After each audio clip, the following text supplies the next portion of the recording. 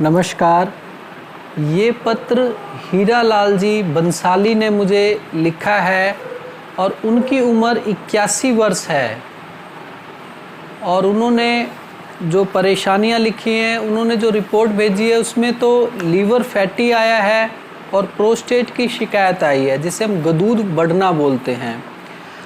और इन्होंने बोला है कि आप बहुत ही व्यस्त रहते हैं और मैं आपको परेशान कर रहा हूँ, इसके लिए मैं क्षमा चाहता हूँ। अरे नहीं, ऐसी कोई बात नहीं है हीरा लाल बंसाली जी, ऐसी कोई बात नहीं है। आप जैसे बुज़ुर्गों का ही सहयोग और सहारा है और एक आशीर्वाद कह लीजिए है जिससे कि व्यस्त रह पाता हूँ। आदरणीय विद्यासागर आयुर्वेदा, वास्तव में यह होना चाहिए कि आयुर्वेद विद्या के सागर, आप जिस तरह से हंसमुख चेहरे से धैर्य के साथ कथन करते हैं वह बहुत ही प्रशंसनीय है। आप बहुत ही अच्छी तरह से पूरी बात बताते हैं। इस वीडियो में बताने से लंबी ज़रूर हो जाती है वीडियो, लेकिन बोलने का तरीका तो अति सुंदर है। आवाज़ तो अमीन शाइनी को भी मात करती है। आपका बहुत बहुत आपको प्रणाम, ऐसे साधुवाद, धन्यवाद। अरे शुक्रिया, आपका आशीर्वाद ही बहुत है जी। आप जैसे बुज़ुर्गों का आशीर्वाद मिलता रहे तो बस मुझे यही चाहिए और कुछ नहीं चाहिए। मेरा नाम हीरा लाल, उम्र 81 साल, जाति महाजन, 1964 का ग्रेजुएट हूँ।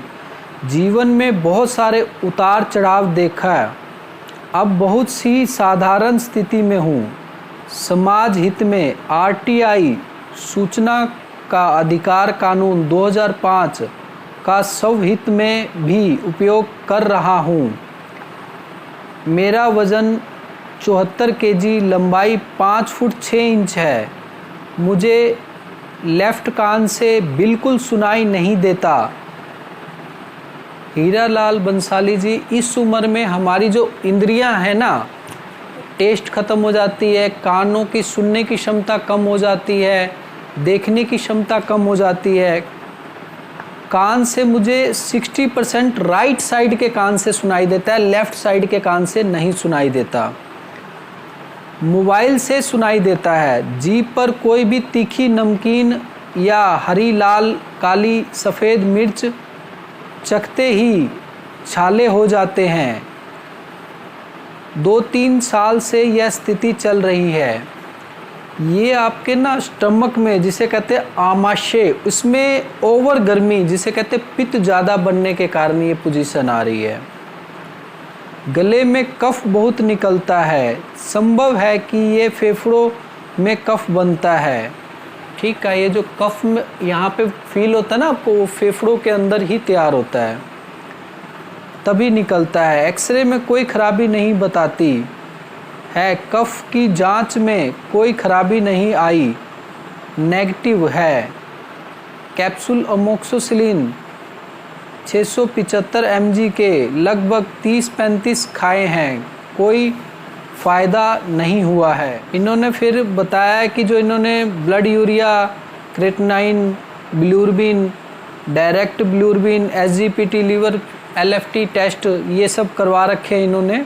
हीरा लाल बंसाली जी ने जो पहले पत्र में लिखा है उसके अनुसार जो प्रॉब्लम है आपको, यहाँ कफ बनता है गले पे, जो फेफड़ों में तैयार होता है, पेट में गर्मी ज़्यादा तैयार होती है जिसे पित्त बोलते हैं, जिसकी वजह से मुंह में छाले बनते हैं।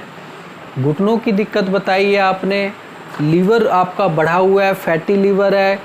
और आपने बताया कि आपको स्पॉन्डिलाइटिस डिस्क प्रॉब्लम है जिसकी वजह से आप ठीक ढंग से खड़े नहीं हो पाते। अब दूसरे पत्र के दूसरे भाग में आपने क्या लिखा है मैं ये देखता हूँ। ये तकलीफ़ है जिसका इलाज बाद की बात है। मालिश के लिए जैसा भी तेल बनाकर मालिश करना बतावें, अभी पहले खाने की दवा पेट के रोग के लिए बतावें। मोशन संतुष्टिजनक नहीं होता है, मतलब लैट्रिन खुल के नहीं आती, 3-4 बार जाना पड़ता है, हर बार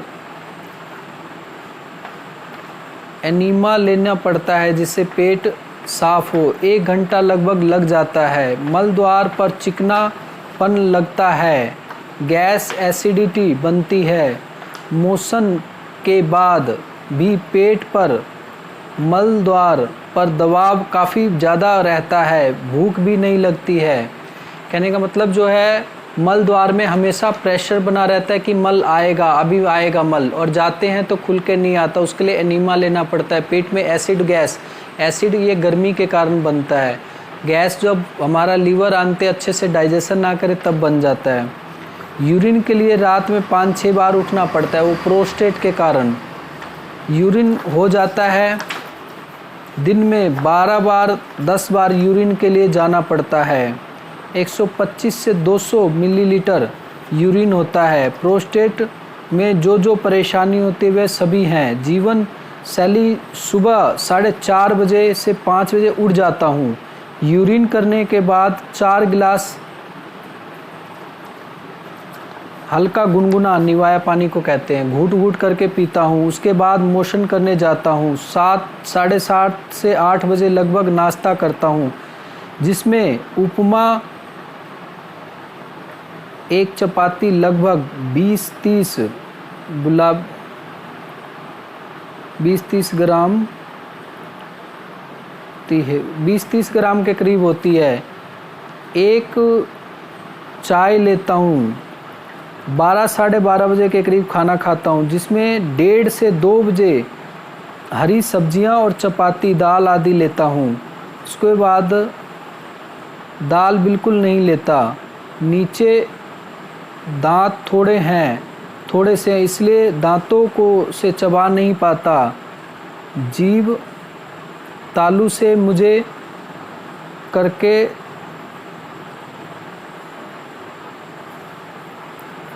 मतलब जीभ और तालू से अच्छे से मसल के और लार मिलाकर खाता हूँ।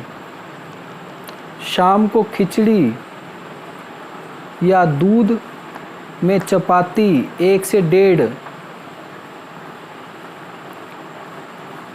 उसमें मथ के खाता हूँ। मिठाई बिल्कुल नहीं खाता। धागे वाली मिश्री का इस्तेमाल लगभग 80 से 100 ग्राम, देसी गुड़ करीब 50 से 80 ग्राम, भूरा या चीनी लगभग 50 से 60 ग्राम 24 घंटे में खा लेता हूँ। मुंह का स्वाद ठीक नहीं लगता, इससे बार बार गुड़ भी बराबर ही मुंह में रखनी पड़ती है। योगा प्राणायाम घूमना नहीं कर पाता। तेल मालिश सप्ताह में 3 से 4 बार करता हूँ। बाहर कम जाता हूँ, घर में ही लिखकर भिजवा देता हूँ। दिन भर मैं 3 से 3.5 लीटर पानी पीता हूँ। सुबह खराब आदत, मोशन से पहले तंबाकू। अच्छा, सबसे खराब आदत ये कईयों की है, वो रगड़ के यहाँ रख लेते हैं। तंबाकू खा के भोजन कर तंबाकू खाने खराब आदत, मोशन से पहले तंबाकू का इस्तेमाल करता हूँ। सबसे खराब आदत है मोशन भी, लैट्रिन करने जाने से पहले तंबाकू मुंह में यहाँ पे रखते हैं, फिर मल त्याग करने जाते हैं। ये इनकी एक खराब आदत है। इन्होंने बोला है कि अब मैं एनीमा को छोड़ना चाहता हूँ, गुड़ और मिश्री भी छोड़ना चाहता हूँ। सबसे पहले पेट की तकलीफ़ का उपचार करने की कृपा करें। ठीक है, घरेलू उपचार रेडीमेड बतावें, घरेलू एवं रेडीमेड बतावें, परहेज बतावें तथा क्या खाना चाहिए बतावें। खाना आप बताएंगे, परहेज आप बताएंगे, वैसा ही करूँगा।